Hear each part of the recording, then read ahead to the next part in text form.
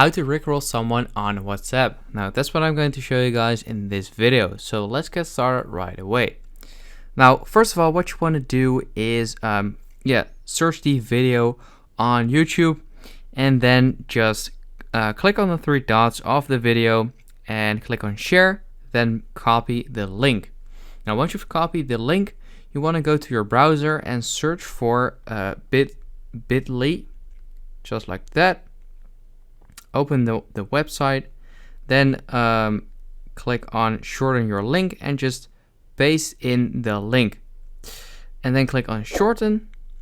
And as you can see, this is the new link. You can just click on copy and then you have copied the video.